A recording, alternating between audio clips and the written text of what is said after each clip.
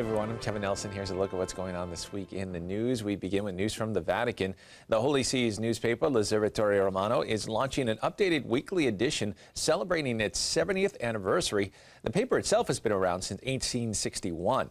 Rome Reports was at the press conference unveiling the new weekly. The Vatican relaunches its historic newspaper, the L'Osservatore Romano, modernizing the weekly edition. Vatican No. 3 Archbishop Angelo Becciu has presented it as an additional step in the process of reforming the communicative structure of the Vatican. Riforma vuol dire sì. The media reform is looking to save resources, but it also supports projects to reach people and the public opinion. That's why I think this initiative coincides very well with the reform. The director of the Holy See official newspaper explains that the specialty of this publication is to give papal teaching a journalistic spin. Thanks to this strategy, it has been successful for 155 years. To continuously change. That is what the Pope encourages us to do, and we do it with pleasure. But every newspaper, anything in the present has to change if it does not want to die. Every week, the L'Osservatore Romano distributes 400,000 copies worldwide. It has a website with varied content, it launches editions in 7 languages, and each month it publishes a magazine about the Church, written only by women. Its latest creation is the Argentine edition, which will begin publication in March. Looking now at news from around the country, a proposed city ordinance in St. Louis would amend the city's anti-discrimination law and add pregnancy and reproductive health decisions as protected classes. The proposal would affect employers, organizations, and individuals, prohibiting them from discriminating against people or entities that make decisions related to abortion, birth control, or artificial reproduction services.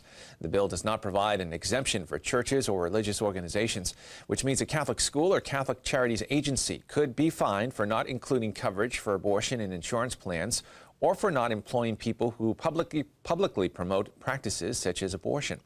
Archbishop Robert Carlson of St. Louis said the ordinance attempts to force the church and others to become unwilling participants in the abortion business.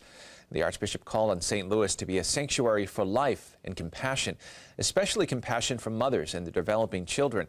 He said the Archdiocese will continue to extend both spiritual and material assistance to all those in need, especially the poor and those women facing crisis pregnancies who feel they have no one else to turn to for help. More news now from the Vatican. In a recent homily during Mass at the Domus Sanctae Marthae, Pope Francis told those in attendance that a hardened heart that sets aside receiving the love of God for another day may find that it's too late to enjoy the heavenly reward awaiting those whose hearts are strong in the faith. Rome Reports has more from the Chapel of Santa Marta. In his homily at Santa Marta, Pope Francis said sometimes people do not enjoy life because they leave the things they want to do for another day. The Pope recalled that the future is uncertain and that we should make the most of each day. L'oggi non si ripete. La vita è questa. Il cuore aperto, aperto al Signore, non chiuso. Non duro, non indurito, non senza fede, non perverso, non sedotto dal peccato. Andiamo a casa con queste 2 parole soltanto. Com'è il mio oggi? Il tramonto può essere oggi stesso, questo giorno o tanti giorni dopo. Ma come va il mio oggi nella presenza del Signore? E il mio cuore com'è? È aperto e saldo nella fede? Si lascia condurre dall'amore del Signore? Pope Francis concluded by saying that in order to live fully, one must abandon vices and instead fill his or her heart with faith. And finally in the news, Catholic Extension held a 5-day educational series this past week in the Boston area as part of its U.S. Latin America Sisters Exchange program. The program was conducted in partnership with Boston College. The Sisters Exchange Program is a 5-year initiative where 33 sisters from Latin America are assigned to 10 different U.S. mission dioceses to become immersed in and serve the community, many of which have a high population of Hispanic Catholics.